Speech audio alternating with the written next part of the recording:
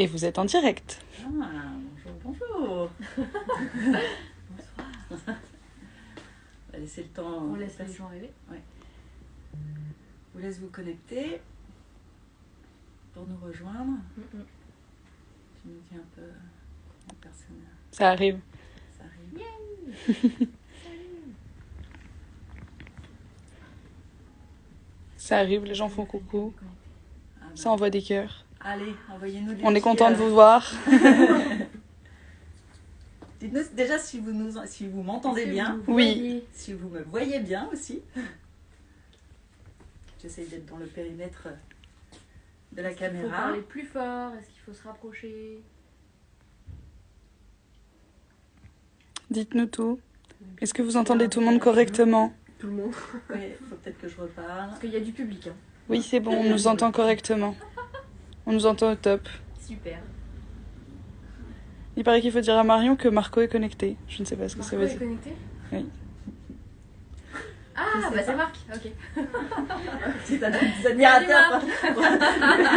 Voilà, il y a plein de gens qui se connectent au fur et à mesure, c'est bon, ça arrive. Et tout le monde nous entend parfaitement, donc c'est une bonne nouvelle.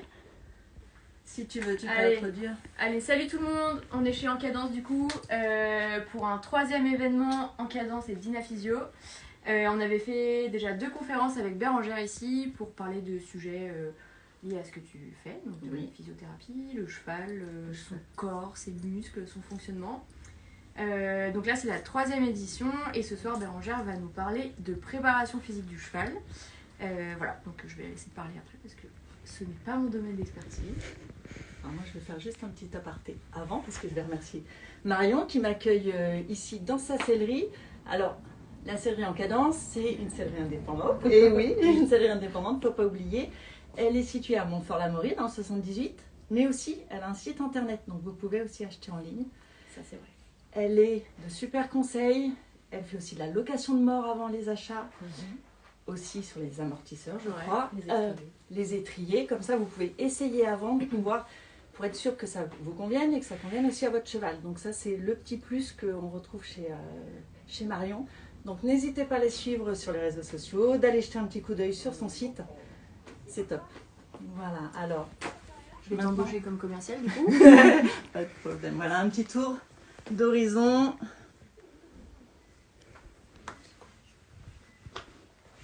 De ce lieu voilà, où je vais faire ma petite conférence.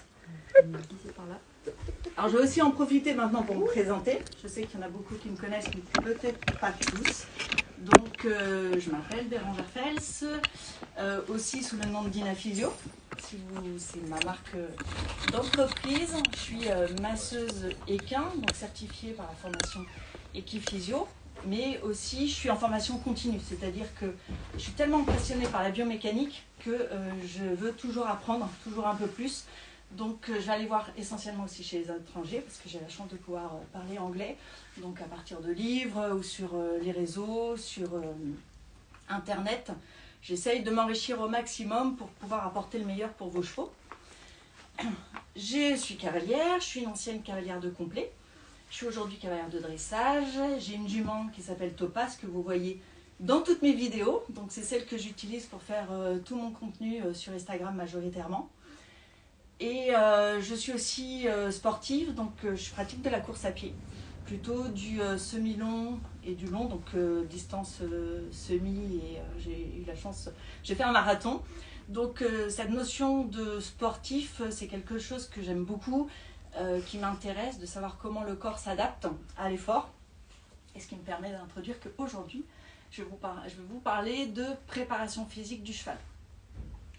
Donc derrière préparation physique du cheval, en fait, quand le cheval, on veut l'utiliser pour faire du sport ou faire une activité, il y a sa spécialité, sa discipline, du saut d'obstacle, du dressage, du polo, l'équifun. Mais pour qu'il soit apte à pouvoir le faire, il faut qu'il soit préparé physiquement. Il ne faut vraiment pas l'oublier. Et donc pour le préparer physiquement, il faut l'inclure dans son entraînement. Donc c'est pour ça qu'aujourd'hui, ça me tenait à cœur de pouvoir vous l'expliquer avec aussi un œil un petit peu plus physiologique. On sait qu'il faut faire de la préparation physique. Aujourd'hui, la majorité des sportifs le font. On voit celui qui fait de la course à pied, il va faire du renforcement musculaire du haut du corps. Donc ça veut dire que même s'il court avec ses jambes, il va falloir qu'il travaille aussi le haut de son corps.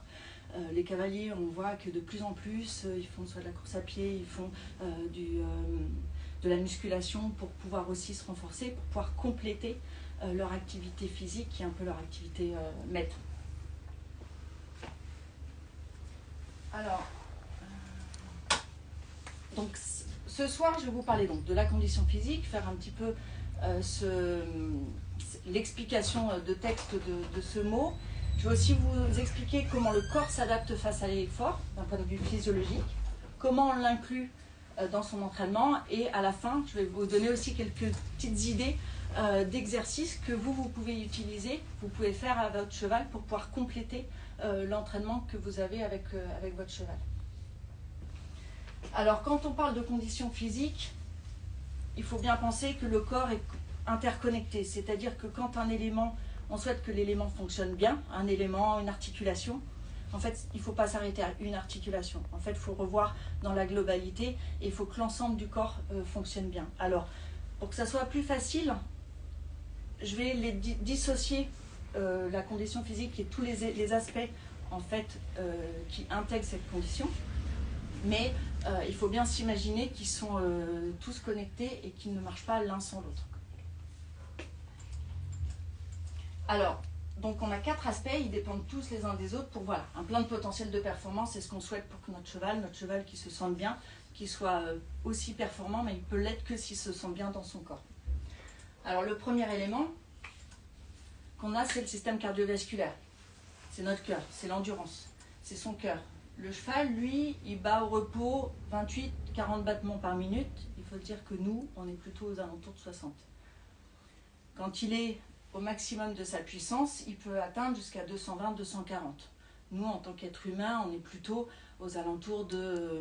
Alors, on a une petite formule qui est, je crois que c'est 220 moins son âge, mais on est plutôt aux alentours de 180 ou dans ces eaux-là. Le cheval a un très gros corps, si on regarde proportionnellement, un très gros cœur, si on regarde proportionnellement à nous. Donc ça lui fait, en fait, ça lui confère ce mot d'athlète de haut niveau, parce qu'il a une capacité cardiovasculaire qui est beaucoup plus importante que par exemple nous êtres humains. Alors pourquoi le travailler? C'est que pour l'objectif de travailler le cardio du cheval, c'est de lui permettre à une même fréquence cardiaque d'être plus efficace. C'est-à-dire que pour une certaine intensité, plus vous allez travailler votre cardio, plus il sera basse, mais tout aussi efficace. C'est-à-dire que la circulation sanguine, les échanges sanguins seront tout aussi efficaces que s'il était très très haut.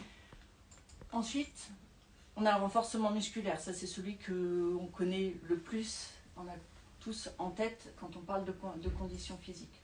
Le renforcement musculaire, pourquoi? Parce que quand le cheval il passe de cheval de pré à un cheval qui nous porte, il est obligé de se muscler pour nous porter. Il est obligé de se réorganiser et de nous porter avec un sac à dos sur le dos. De même que le cheval de loisir qui va devenir un cheval de sport, pareil, il va falloir qu'il se muscle parce qu'il ne va pas avoir la même intensité de travail. Et du même ordre aussi, un cheval qui débute une carrière de sport et qui a son apogée, musculairement, il va devoir gagner de la force et du muscle pour pouvoir faire son activité sportive. Donc là, on est obligé d'avoir à l'esprit que quand on veut monter en puissance son cheval, si on veut qu'il s'améliore sportivement ou qu'il s'améliore dans son mouvement, il est obligé de se muscler pour que pour lui, ça soit plus il gagne de la force, plus ce sera facile pour lui d'exécuter les mouvements. C'est un peu comme nous, si on a besoin de sauter haut, si on n'a pas assez de muscles, ça va nous coûter beaucoup de sauter très haut, alors que si on est très musclé, on va sauter à la même hauteur, mais ça, pour nous, ça sera très très facile. Et ça nous coûtera beaucoup moins. On a aussi l'équilibre et la rectitude sur le cheval. Pourquoi? Parce que le cheval est naturellement dissymétrique. Si on ne pense pas à régler ou à corriger, entre guillemets, cette dissymétrie qui est naturelle chez le cheval, il va se muscler et il va s'organiser avec cette dissymétrie. Et plus il va être désorganisé, moins il sera juste dans son mouvement et il pourra le faire de façon correcte. Il aura un geste sportif qui sera pas correct en fait. Donc cette inégalité musculaire, du fait de cette désymétrie, on va avoir un muscle qui va plus se muscler au détriment d'un autre. Et derrière, quand on va vouloir, par exemple, juste sauter un obstacle, s'il est désymétrique, il ne va pas pouvoir avoir une poussée égale sur ses deux postérieurs, par exemple. Ou sur un départ au galop, on va avoir une grosse différence entre la droite et la gauche. Ou, par exemple, pour pouvoir faire un trot un peu plus actif, pareil, on ne va pas avoir la même poussée sur les deux postérieurs du fait de cette dissymétrie et que nous, on ne l'aura pas corrigé dans la préparation physique. Et là, on le voit régulièrement parce que le cheval est vraiment dissymétrique, il a vite tendance à mettre ses fesses à l'intérieur et on a très vite un postérieur qui est plus faible que l'autre. Donc le fait de dire on le réaligne, on le redresse, on se remet dans de la préparation physique du cheval et dans de la réorganisation, de la musculation aussi, parce que du fait de le réaligner, les muscles plus faibles devront être un peu plus sollicités et devront gagner en puissance pour pouvoir tenir justement une attitude plus rectiligne.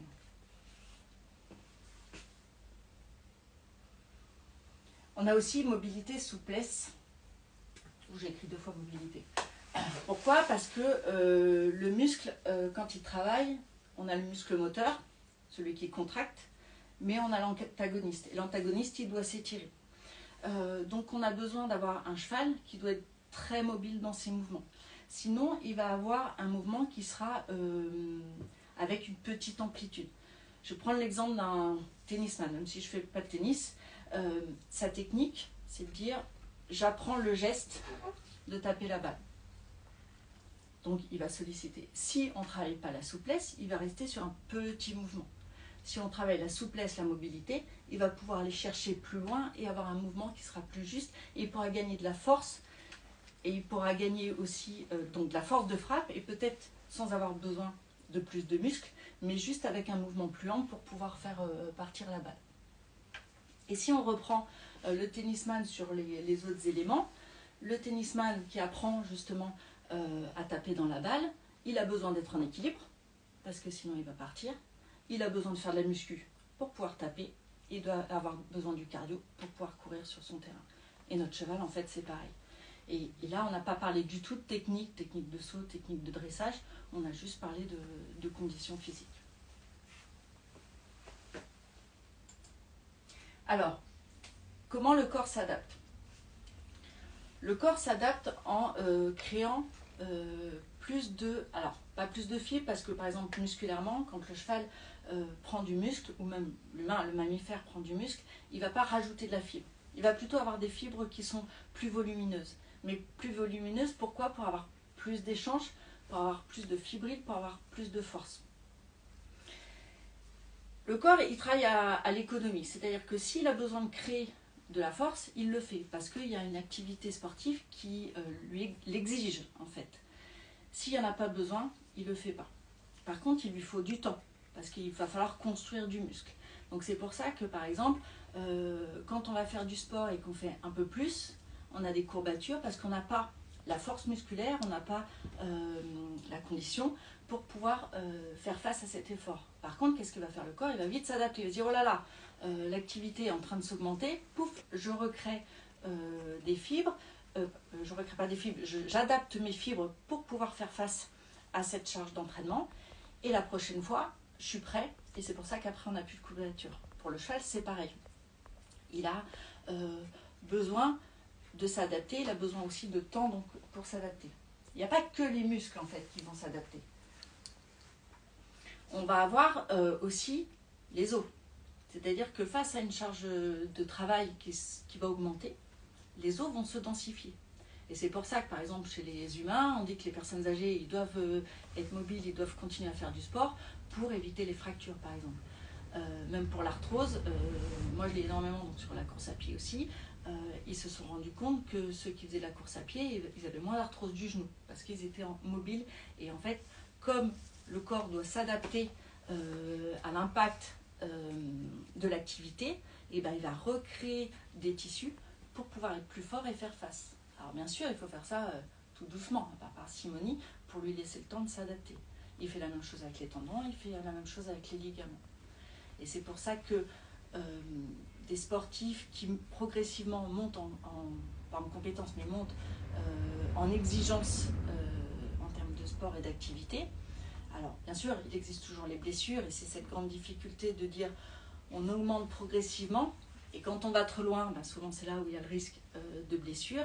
Mais si ça se fait progressivement, normalement, on ne devrait pas avoir de blessure parce qu'on a laissé le temps au corps de pouvoir s'adapter à ce que l'activité exigeait.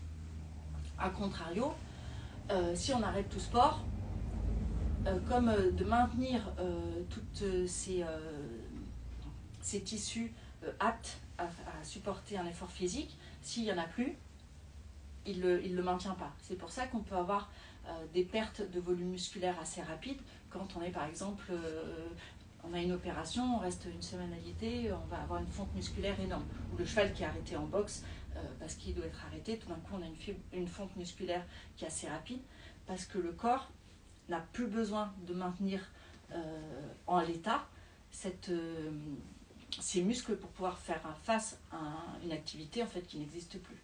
Donc lui, il va travailler à l'économie. Et c'est pour ça que quand il y a un arrêt, on est obligé de reprendre un peu tout à zéro et de relaisser le temps au temps, de reconstruire de la fibre musculaire, de reconstruire tout le matériel pour pouvoir faire face à l'activité sportive. Donc comme je vous ai dit, les muscles se renforcent pour gagner en force et en puissance, et on a les os qui se fortifient, les tissus, les tendons, les ligaments qui eux gagnent en résistance pour pouvoir faire face à cette augmentation d'intensité. Je prends un peu mes notes pour ne pas oublier.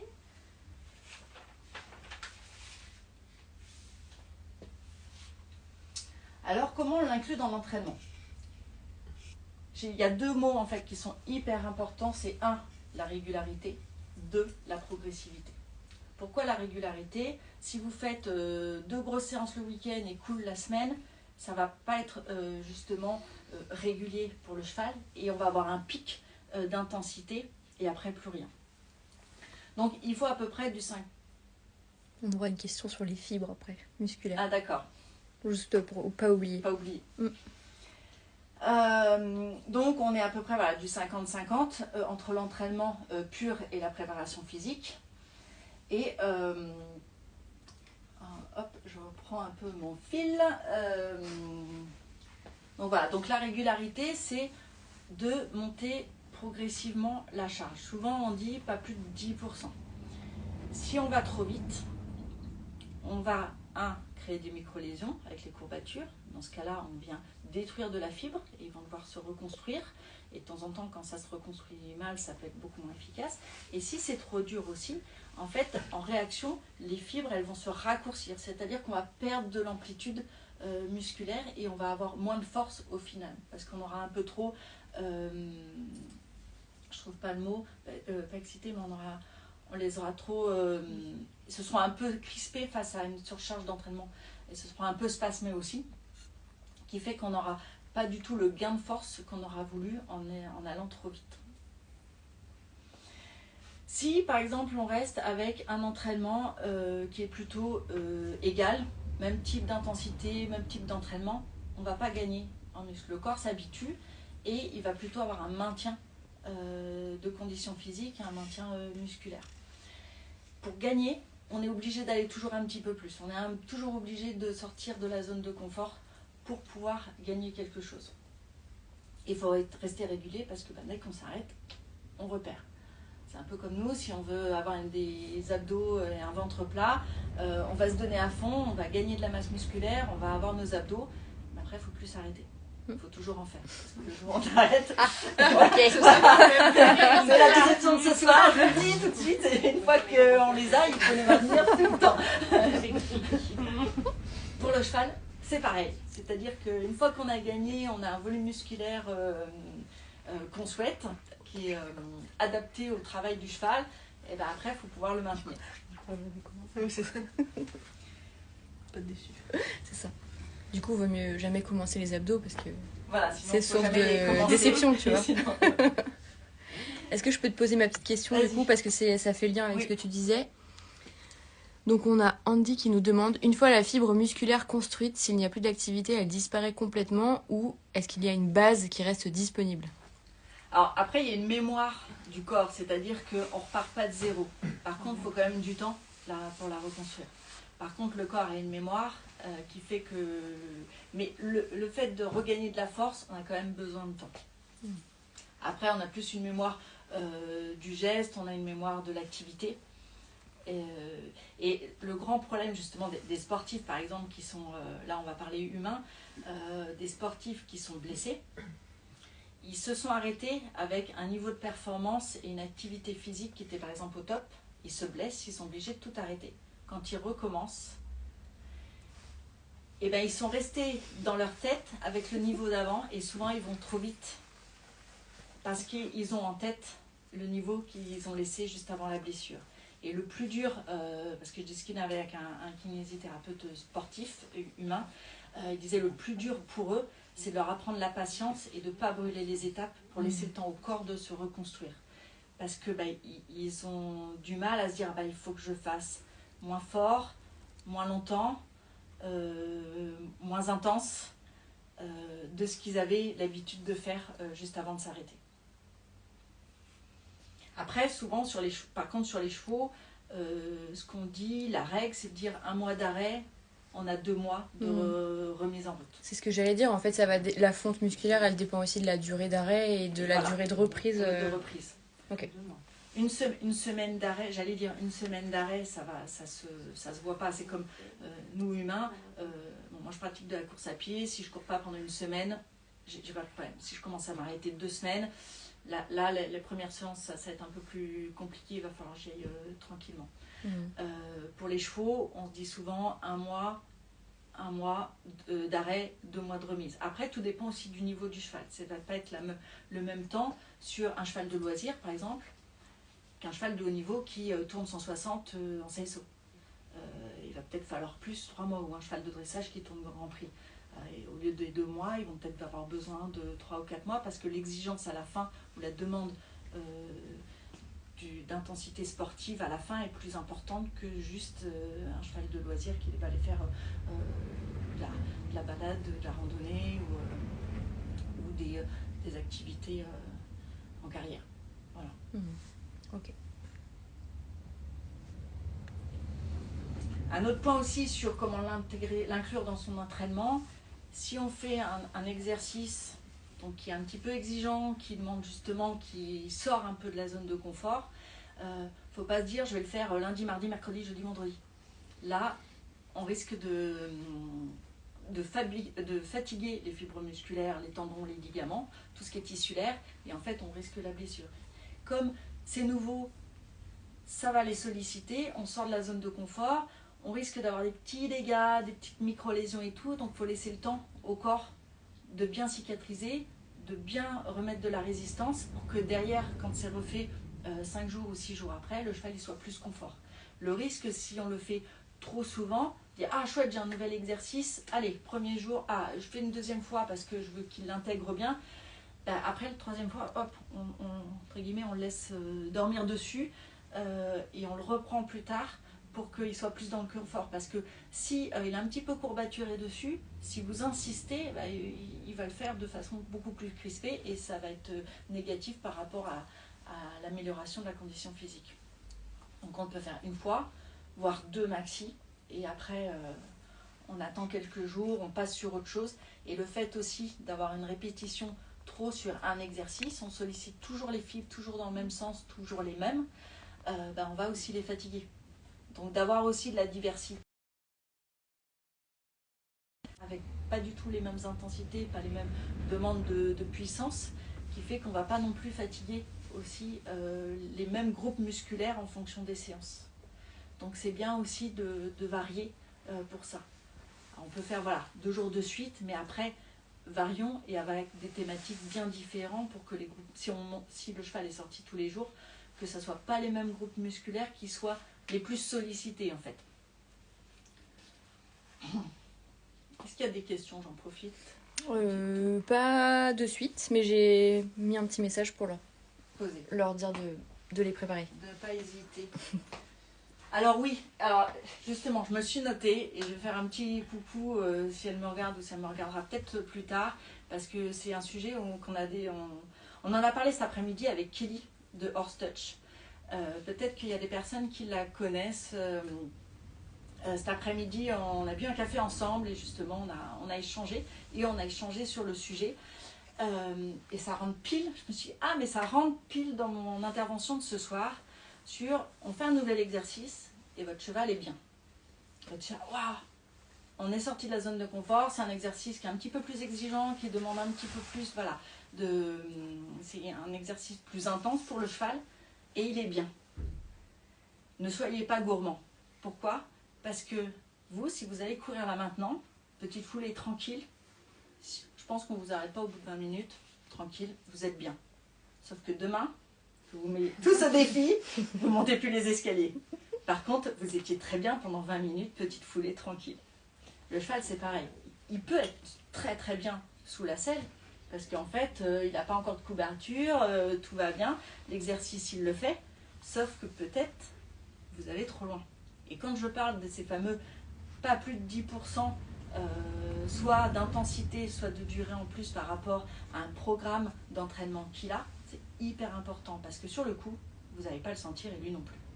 Et c'est votre rôle, vous, de cavalier, comme vous connaissez la globalité de l'entraînement de votre cheval, de sa montée en puissance, de comment vous l'organisez dans la semaine, c'est vous qui savez s'il faut faire un petit peu plus et si vous êtes un peu trop. Souvent on dit trop vite, trop loin, trop fort. Bon ben voilà, celle-là il faut vraiment le garder en tête, c'est de bien savoir quel est le niveau de condition physique de votre cheval, qu'est-ce que je peux lui demander.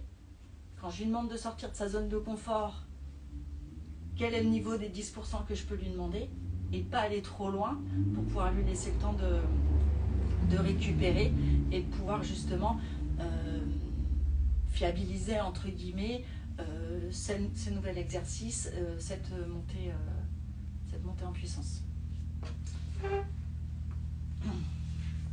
Voilà, et ensuite voilà, on va passer sur des petites idées d'exercices.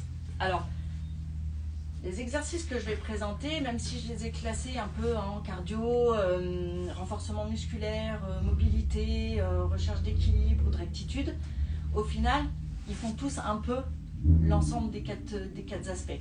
Après, ils font un petit peu plus un aspect que les autres. Donc, comme on sait que ces quatre aspects ne sont jamais dissociés. Donc, par exemple, le cardiovasculaire, là je pense que la majorité le savent, le fameux trotting, allure lente, on est sur du cardio, ça permet de faire travailler le corps, le cœur, décidément. On est en trotting, en fonction du niveau physique de son cheval, et ben, on prend sa montre, on prend son chronomètre, hein, comme pour les coureurs, et on se dit, bon, ben, aujourd'hui, il sait trotter 10 minutes non-stop, et ben, on fait 10 minutes, on fait 15, et on monte comme ça progressivement, petit à petit. On peut aussi, pour aller travailler le cardio, faire des alternances de sprint. On appelle ça aussi fractionné. Donc on peut même dans la carrière se mettre des plots. Une fois que le cheval est chauffé, hein, je précise quand même, on échauffe le cheval avant, on n'y va pas direct, mais on peut très bien se mettre des plots dans la carrière et de se dire entre ces deux plots-là, allez, entre guillemets, on lâche les chiens, on le fait accélérer pour aller faire monter un peu son cardio et ensuite on reprend. On le remet en allure lente pour qu'il puisse reprendre aussi son souffle, qu'il fasse redescendre un peu sa fréquence cardiaque et hop, on repart. Et d'avoir ces montées et descentes de fréquence cardiaque, ça permet d'améliorer son système cardiovasculaire. On peut le faire aussi bien dans l'allure qu'en changement d'allure. C'est-à-dire qu'on fait un galop soutenu, on repasse au petit trot, ou même voire au pas, et on repart, on refait un temps de galop un peu plus soutenu ou même du trot soutenu. Alors, il ne faut pas oublier que chez le cheval, entre l'allure du trot et du galop, on a une petite différence par rapport à la respiration. Au galop, le fait d'être rythmé, le cheval se cale plus facilement sa respiration sur ses foulées de galop qu'au trot, où on est sur une allure diagonale, à deux temps. Donc c'est intéressant de travailler aussi bien au trot qu'au galop. C'est vrai que moi j'avais appris en complet pour préparer justement les chevaux, c'est plus de partir en trotting pour pouvoir plus travailler le cardio sur le trot pour qu'ils se prennent plus facilement en charge que sur le galop. Alors bien sûr, on doit aussi faire du galloping en complet parce qu'au final, le cross, il ne se fait pas au trot, il se fait quand même au galop. Le renforcement musculaire. Le renforcement musculaire, on a tous les exercices qui sont avec des pentes. Donc, on peut les faire au pas, au trot, au galop. On peut faire des transitions aussi dans les pentes. Donc, on peut travailler dans la pente descendante, pente montante, les deux marches. Faire sauter son cheval au pas. Ça lui demande de solliciter énormément ses muscles propulseurs. Il est au pas et il doit sauter son cavaletti. C'est un peu ce saut à l'arrêt, où là on est vraiment sur du renforcement musculaire pur. Quand il est au trot ou au galop, il cède de sa vitesse, alors qu'au pas, comme il n'a pas du tout de phase en extension, et ben en fait il doit forcément plus solliciter ses muscles de l'arrière-main. Tout ce qui est cavaletti au trot, ça sollicite, ou au galop aussi. Il y a un livre de Ingrid Kinkle qui est très très bien fait sur les cavaletti avec énormément d'exercices. Travailler le galop à faux, ça muscle énormément le psoas, les muscles aussi de l'engagement. On est sur le renforcement musculaire et on peut aussi aller varier, c'est-à-dire galop à faux, on peut aussi avancer, revenir, ça sollicite énormément les muscles du cheval. Équilibre rectitude. On a le redressement, ça c'est,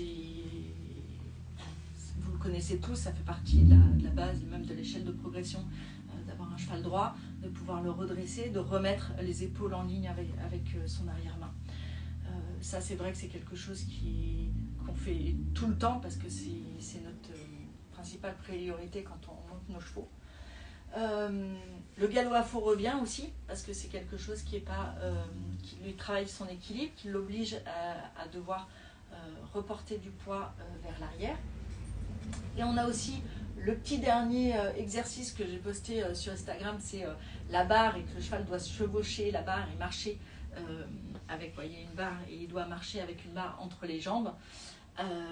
Ça l'oblige aussi à être droit et de ne pas avoir l'arrière-main ou l'avant-main qui partent à droite et à gauche. Et je peux vous assurer, quand je l'ai présenté à ma jument, elle m'a regardé avec des yeux énormes. Et elle, qui est une vraie anguille, qui est hyper laxe, je peux vous dire, j'ai passé un petit peu de temps pour qu'elle comprenne qu'il fallait qu'elle soit bien droite, parce qu'elle a vite tendance à avoir l'arrière-main qui passe à droite ou à gauche.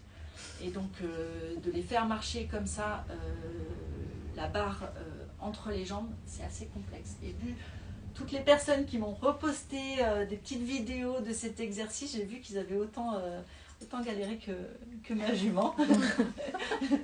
Mais c'est un exercice que moi je vais refaire parce que je le trouve extraordinaire, parce qu'il les oblige à travailler leur proprioception et surtout aussi à être droit.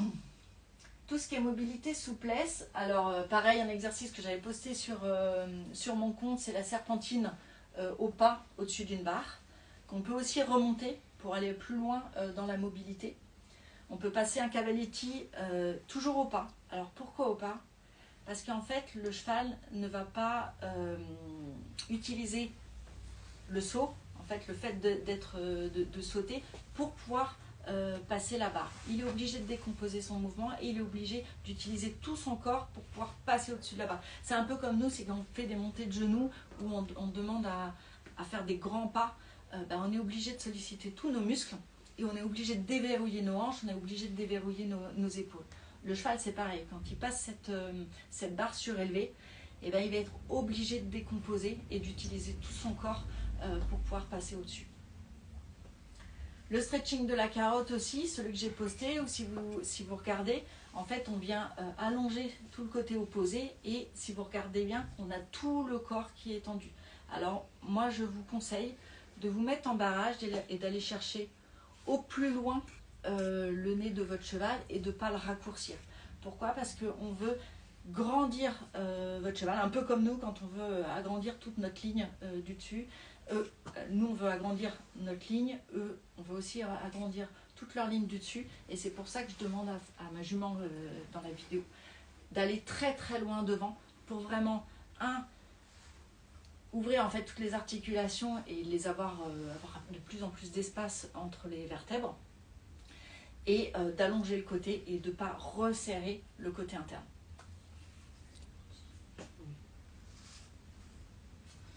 Alors, la petite phrase qui résume bien la présentation d'aujourd'hui, c'est « Le cheval ne peut pas apprendre la technique sans que son corps ne soit prêt physiquement ». C'est quelque chose que vous devez garder en tête dans l'entraînement de votre cheval. Si vous voulez lui apprendre de la technique, pensez et posez-vous la question, est-ce qu'il est prêt physiquement à pouvoir le faire ?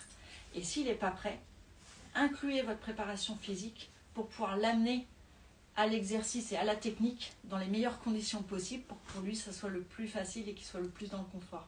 S'il n'est pas prêt physiquement à le faire, c'est impossible qu'il apprenne sa technique dans le confort parce que pour lui, ça va être trop dur. Il va se dire, mais qu'est-ce que vous me demandez ? Alors que si vous lui avez construit son physique pour qu'il ait juste déjà à réfléchir, qu'est-ce qu'elle me demande et qu'est-ce qu'il faut que je fasse et qu'il n'ait pas à se dire « Ah mince, ça me tire partout, c'est trop dur, c'est trop intense », ça sera beaucoup plus facile pour lui dans l'apprentissage de sa technique. Est-ce que vous avez des questions ? Il y avait une question tout à l'heure, mais c'était plutôt sur la récup post-concours. Ah non. Du coup, c'est pas la prépa physique encore. Non. Il n'y a pas de questions pour l'instant sur le live. D'accord. Vous en avez vous ? C'était clair. C'était très clair. Ouais.